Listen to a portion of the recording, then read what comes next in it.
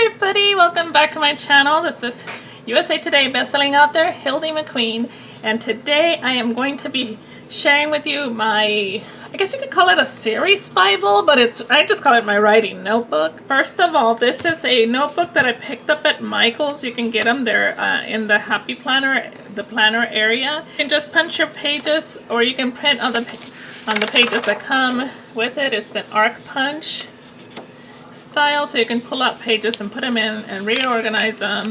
So that's what makes this really cool. And then as an added bonus, I was so excited when I found this that actually had books on the cover. It says "Books are magic," and it just has some pile of books and then matching really cute discs. Now I will say that I might have to I might not. I will have to get bigger discs, and I do have some that are these colors because these are really small and I'm already almost at capacity here and I don't want things to start popping off. So let's get into it. I will go through it slowly to kind of explain to you how I put my writing notebook together. I don't really know what to call it. I just call it my writing notebook. So okay, first of all, this is just the divider that came with it. Today is a great day to learn something new. I really like it. I think it's pretty because you can see stacks of books in her glasses. I love all the colors. Okay, so the first thing is what I'm working on right now, and I am working on this Christmas tale. It's going to be part of an anthology, but then later on I will be releasing it on its own. And I went ahead and ordered the cover for it because I am a very visual person. So I love having a cover before I write the story. I don't know why. So anyway, I can't remember her name. Erin. I'll put her link down below. She's an amazing cover artist. She did this cover for me. She's very fast. And see, there's some chickens here. I don't know if you can see the chickens, but the story is part of the 12 Days of Christmas, and I got the 3 French hens. So she is stuck with these 3 chickens, and the story is more of it's a medieval Highlander romantic comedy. Okay, so I get the cover first of all. Move that out of the way here. I got some things kind of hanging over. Then I have a list of everything that I have to do for the book. In this case, I have the title, when it's due, approximate length that I'm going for, and then right here is the actual length that I end up with. And then I just have the different steps along the way, the tasks that I have to do for the specific book. So I have to write it. It's, to me, 40,000, it's about novella length, I guess. The day I have to finish writing it, the rewrites, when it goes to the proofreader, then it comes back, and then it gets edited, and then it goes to the editor. So my proofreader is my editor, so she does both things, so that's why I have editor / proofreader. I pay her to do both. And then after that, I have to make sure I have the marketing graphics, and you guys know the rest. You market your story, you promote it in certain Facebook groups, and then at the very bottom I have the 2 newsletters. I'm going to do a newsletter with the cover reveal / pre-order, and then the second newsletter when it releases. So that's just kind of a checklist here.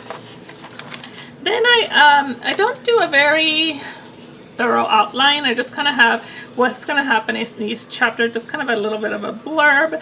And so I go through here, and I went through and outlined the first 6 chapters. And the reason I don't outline the entire book is because once I get to a certain point, I tend to go off in different directions. Plus, in my mind, if I outline the entire book, I feel like I'm done with the story and I can't write it. So I kind of have to go slowly through it. So here's the first 6 chapters outlined. I call it an outline, but really it's like, this is what's going to happen and whose point of view it's in, that kind of thing. So then I have a list here of all the characters and what's going on with them. For example, the main heroine here, she wishes to open her own pastry shop and be independent. She resents working for the Laird, and she's a cook in the Laird's kitchen. And then so that's what her little background is. And then I have that she's in her 20s, she has brown hair, brown eyes, she's petite and curvy, and she loves to bake. And then the hero, his name is Aaron, and he's the Laird's youngest son. He wishes for his own land and to remain single with no one to tie him down. And he is part of the patrol guard for his father. He's 28, has brown hair, hazel eyes, tall and slender, and he's a roguish guy and drinks a lot. So So I go through that for the first characters that I know that are going to be in the book. If I introduce somebody new, then I go ahead and add to this document here so that I can keep it up. All right, so like I said, I'm a very visual person. In this case, Keira Knightley is a muse for my heroine. I have to have muse pictures because I have to have pictures in my head of who they are, what they look like. The heroes. This is the muse for the hero. I don't know who he is, but he fits who I see in my mind. And this is the house the laird lives in.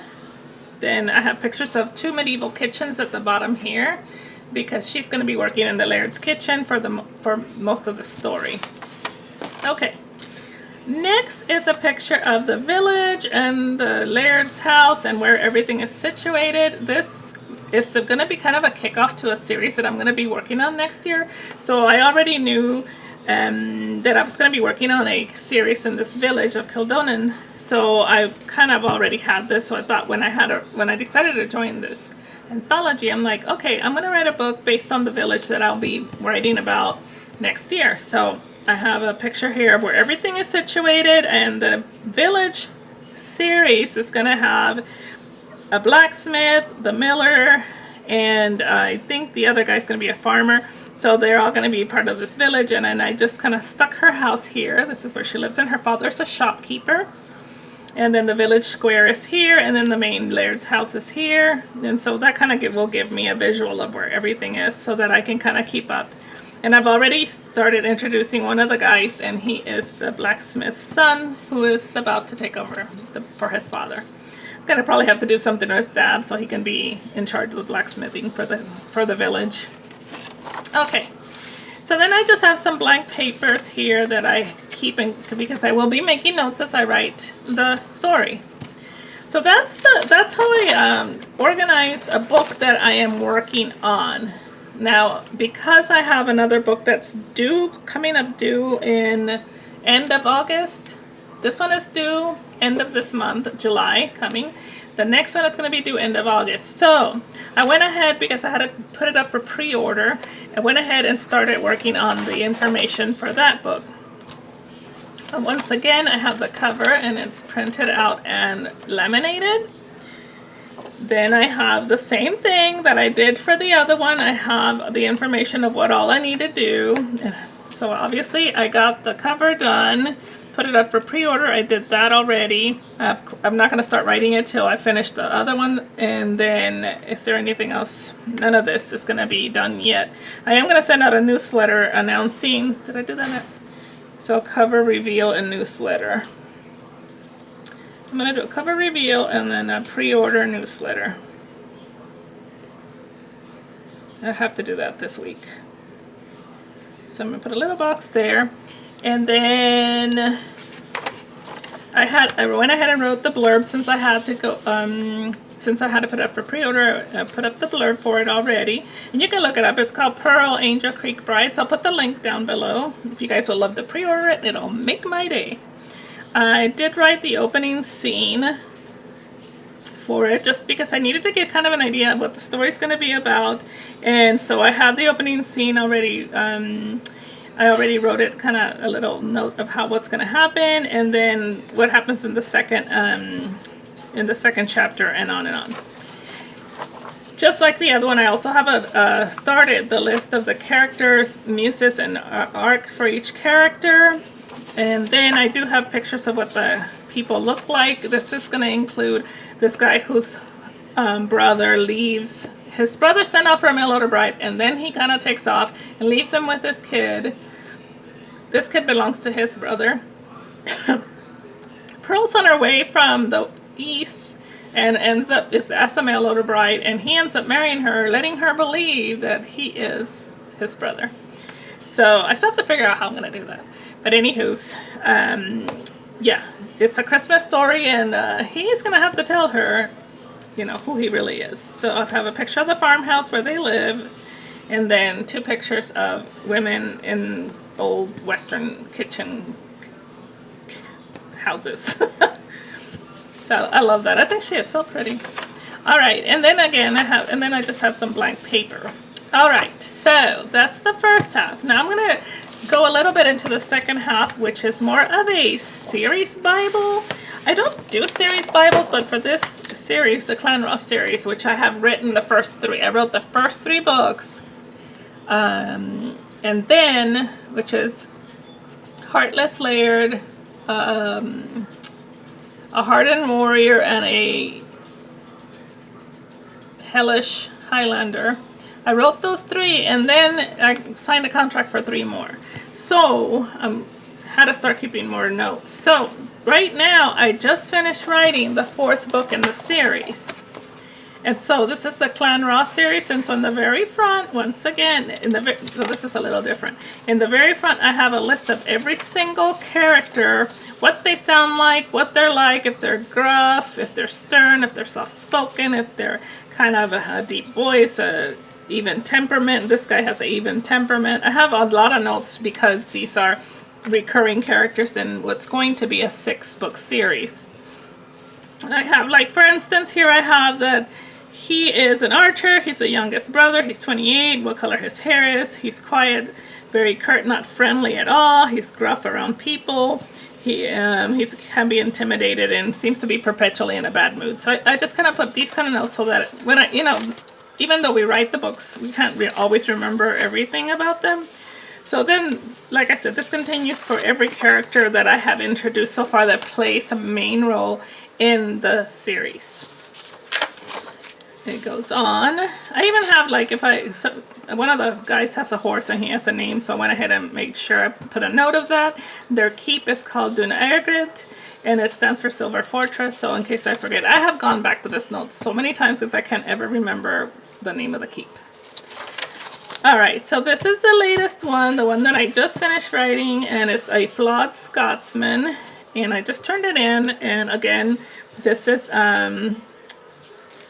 just some notes. Of course, I have a picture of the hero and the heroine. His name is Rory. He has been in the first 3 books. He is a cousin to the Laird, and he is the horse handler. I don't know why he doesn't have a shirt on. Go figure. I love this heroine. Her name is Esme Fraser, and she is the rebellious daughter of a small clan laird, and she kicks butt with this bow and arrow. So this is a really good story. I love writing her. This is just some scribbles that I had to make because I had to figure out how far it would take to for people to ride and get to these different places. And if you notice, there's makeup all over this.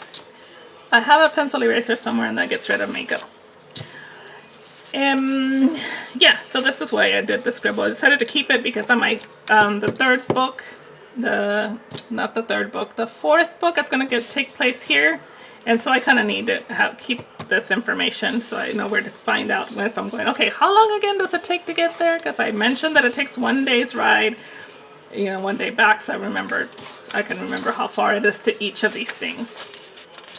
This again is like an outline, once again the opening scene, the different scenes of how it takes to get to certain places. Once again, I was for some reason needing to know the days, the times of travel, because these people were going back and forth through they were from here to here to here to here, and then these people were coming to help them, so I had to make sure that I had a clear idea of how long it was going to take.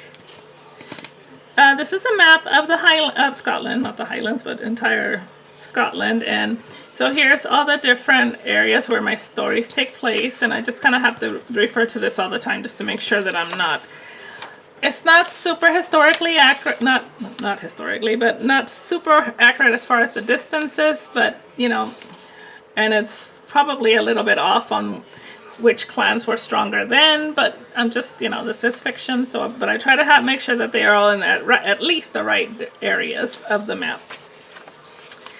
This is going to be the 5th book in the series, and I just went ahead and did the same thing because he's already introduced in the 1st book, and she just did a short walk-on in I'm sorry, I keep saying the 1st book, the 1st book of the 2nd trio, so in the 4th book. He's been introduced in the 4th book, plays a big part in the 4th book. Ava just made a quick intro, and so I went ahead and decided this is what's going to happen because I got to make sure to remember, because I'm writing 2 books and then coming back to the series, so I have to remember what I plan to do with these people.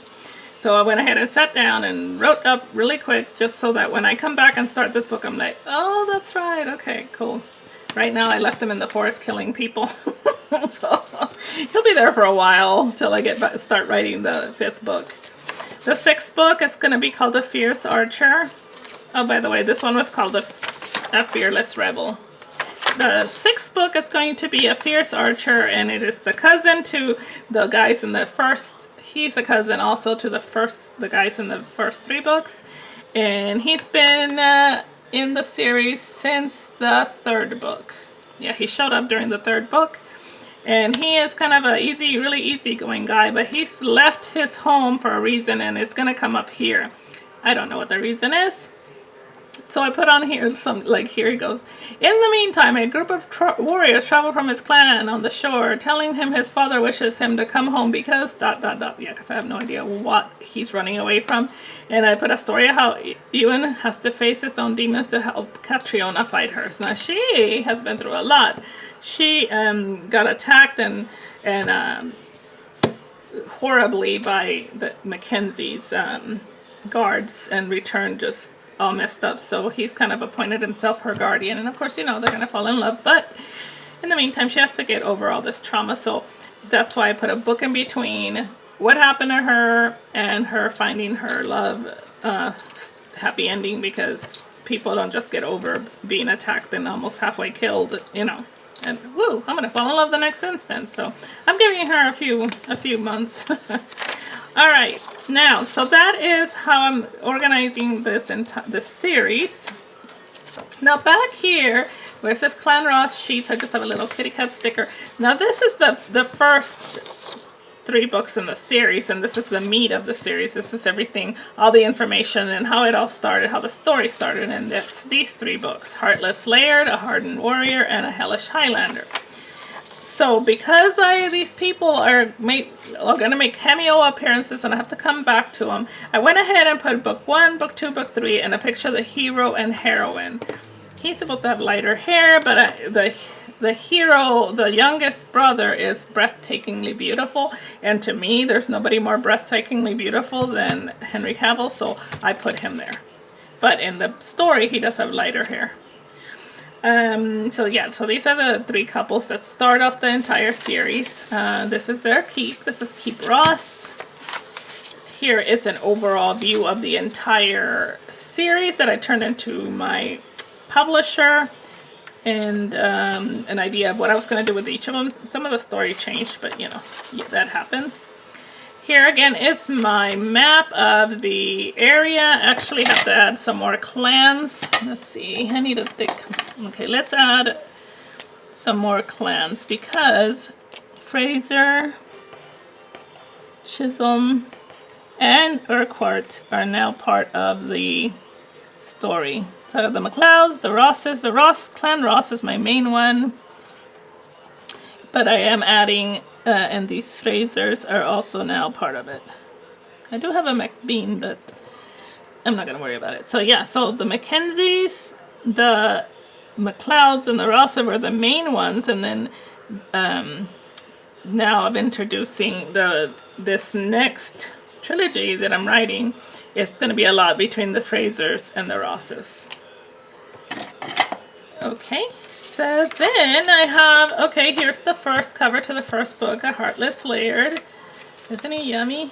And this is the Laird. He's the Laird to the clan. And then I have a blurb for his book.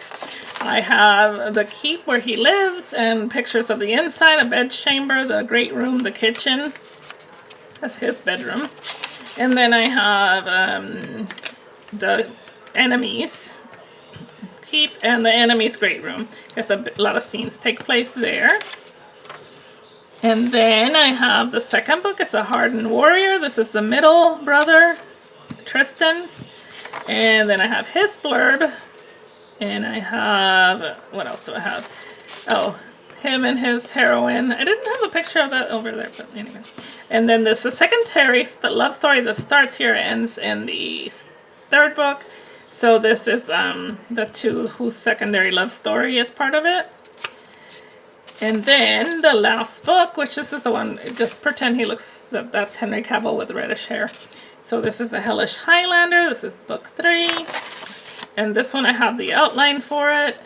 And a lot of information on each of them, because I wasn't sure when the next book would come after this one, so I went ahead and sat down and wrote down as much information as I could, so when I came back for the 4th book I would have it. So that's what all this is information on that story. And let's see. Yeah, all the information, how it ends and everything, so I don't have to read the whole book. I can just skim these, was it 4 pages? That's quite a lot.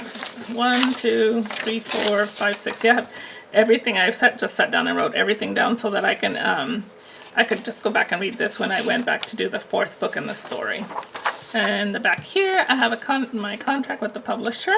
And then in the very back, this tab says info. I go back here a lot. I have some information just on medieval stuff like food and drink, life in a Scottish castle, more information about the Middle Ages. I have a bunch of names that I like. Female names, men's names, horses' names.